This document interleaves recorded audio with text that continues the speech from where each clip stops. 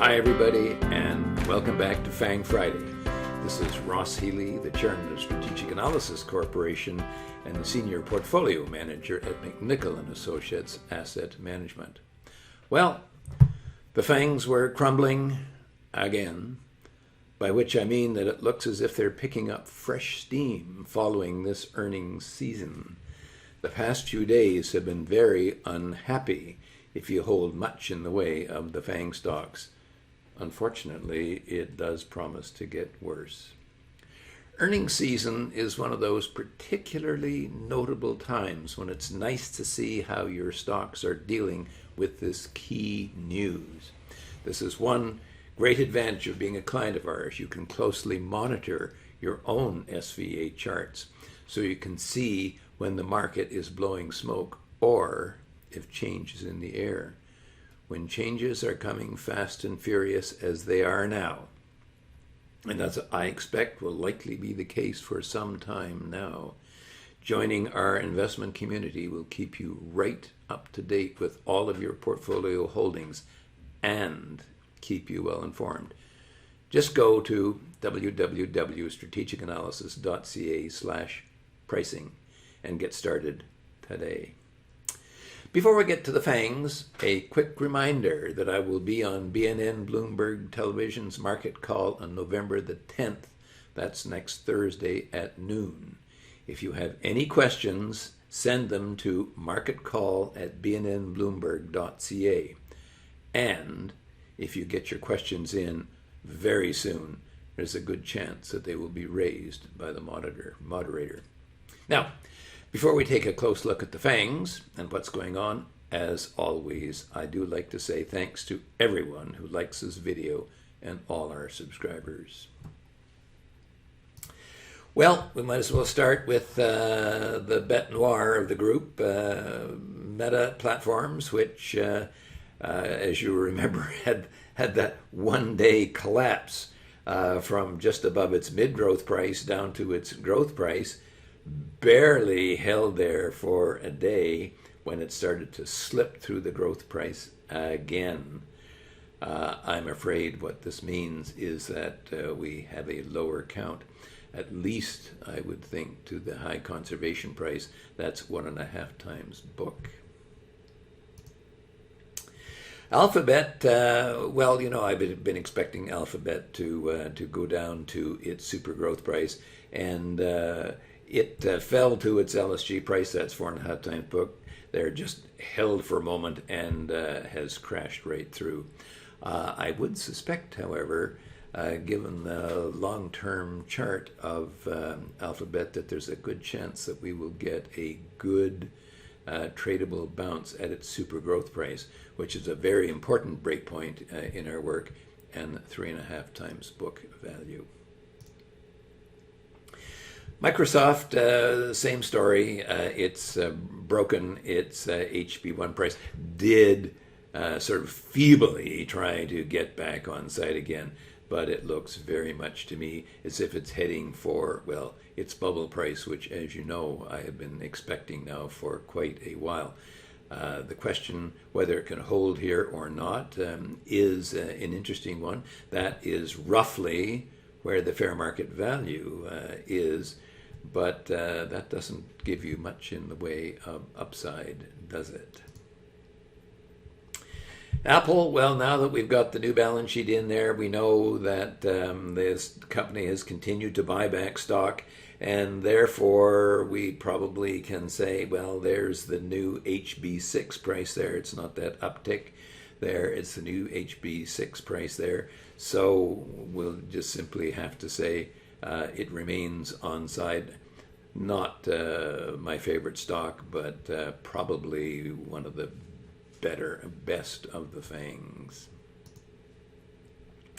Tesla is really struggling to hold at its HB3, and if you take a look at today's action, you will see that the stock may now be slipping through its HB3 price. That is 16 times book value. The problem, of course, is that here's the fair market value, Okay, it's 60% below the current price. In a bearish market, a stock with a 60% downside doesn't give me a lot of confidence. NVIDIA, actually, after breaking down, pulled back over its HB2. That is 12 times book value, and for the moment is hanging in there. But look at the trend of the fair market value. I'm afraid I don't have much confidence that NVIDIA is going to be able to hang in here. And now we get to one of the two stocks that I did like, which is Netflix.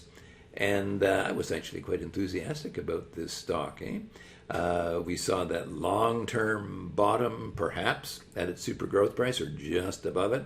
Then a breakout, which, as I said, I would have cheerfully bought. Then the stock actually went up to its mid-super growth price, which is 5.5 times book value, and even broke out there, looking as if it's going to head higher. But what's happened lately? Okay, the stock has failed to hold. And when a stock fails to hold and the fair market value is sliding downwards, then the best thing that you can do is abandon ship. And if you haven't now, I would. Finally, Amazon fell to its bubble price, which actually is the low for the stock that goes back for decades and has failed to hold. That is a very, very significant breakdown. And of course, again, when we look at the fair market value, they're 57% below the current price. If anything can go wrong with this company, then it's got a lot of downside, and that breakdown suggests that something has gone wrong. So in summary, the ongoing plunge in Meta tells us a lot about investor belief in this metaverse thing that Zuckerberg has been trying to tout.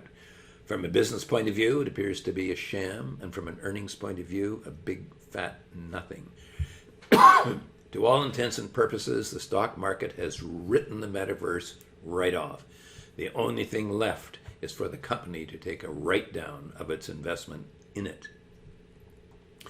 I said last week that the gutsy among you might want to take a shot at the stock for a rebound at its growth price, which was 2 times book, because its fair market value was strong, at least so far. And the shares were the cheapest of all the FANGs, but the stock could not even hold there. I said then that I would cheer you on, but right now I think I would urge you to stand on the sidelines with me. Alphabet failed to hold at its newly reduced low super growth price. That's 4.5 times book. And its fair market value measure is rolling over as online advertising continues to slow, as I suspected was going to be the case. I expect that the super growth price, 3.5 times book, is where the shares are going, and I would be very surprised if there were not a decent rally at that point, because it's a long-term fulcrum value. And this brings an important point about the SVA service. If you want to know how our clients use SVA, Alphabet is an excellent example.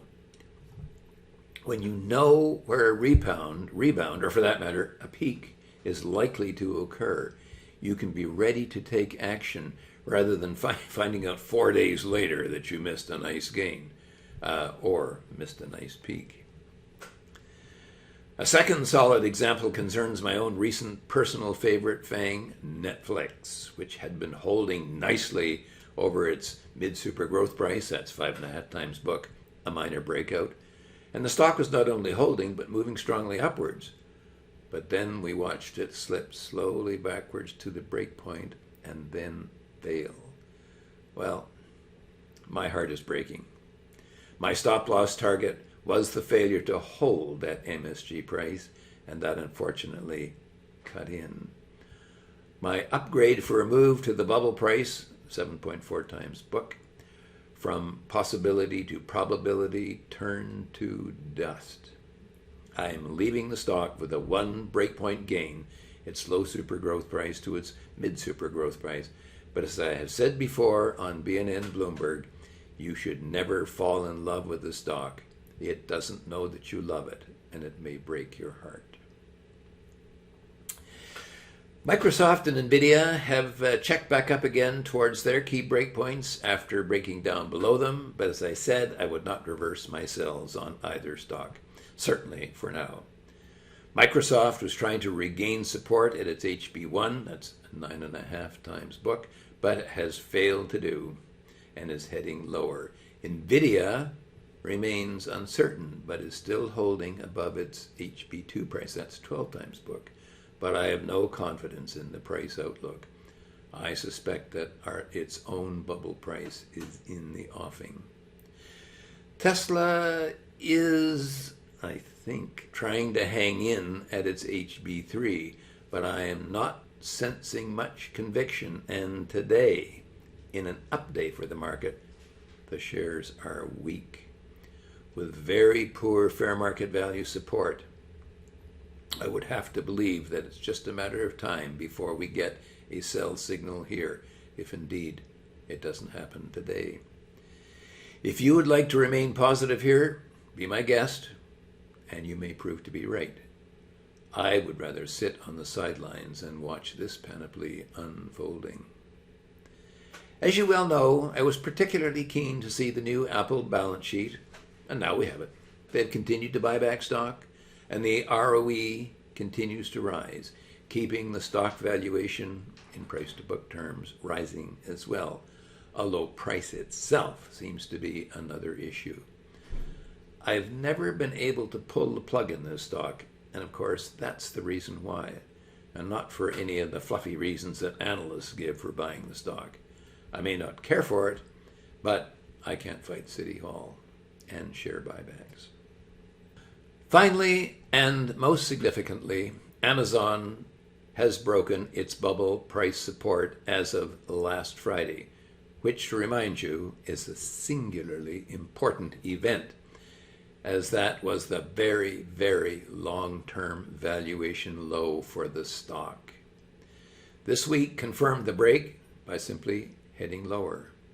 To remind you, I observed that it's interesting that in the mathematics of SVA, some breakpoint levels carry a significant message, which has an astonishing tendency to come out in the price of the shares. Breaking the bubble price is one of the 3 most important negative signals in all of SVA in regards to the fundamental meaning that they portend. I did say that unless last Friday's price action was just a one-day wonder, it may now be Amazon's turn. Well, a week later, it's definitely confirmed. I have a sell in the stock, and the downside risk is ugly, being minus 53% down from the bubble price. Even then, by the way, the shares will still not have any positive fair market value potential. I also have a sneaking suspicion that with Amazon letting go, it would be in many ways a key signal concerning the rest of the NASDAQ growth stocks. This is not necessarily a forecast, by the way. It is just a hunch, at least right now. But the NASDAQ still has a negative fair market value potential, so maybe all it needed was a little downside leadership to get that index heading towards my intermediate goal. So, lots to keep in mind this week, as we've seen over the past 3.5 years of our FANG Friday telecasts. These behemoths have provided many opportunities to trade, both on the long and the short side, and nothing has changed this week. There's more to do, and there is more to do right now. Again, I will be on BNN Bloomberg Market Call this coming Thursday, November the 10th at noon. So if you have any burning questions that aren't appropriate here, send them in to marketcall@bnmbloomberg.ca. For now, this has been Ross Healy, the Chairman of Strategic Analysis Corporation and the Senior Portfolio Manager at McNichol & Associates Asset Management, reminding you that nothing, including investing, is difficult if you have the right tools. I'll see you on BNN Market Call on Thursday, and of course, I'll be back here on Friday.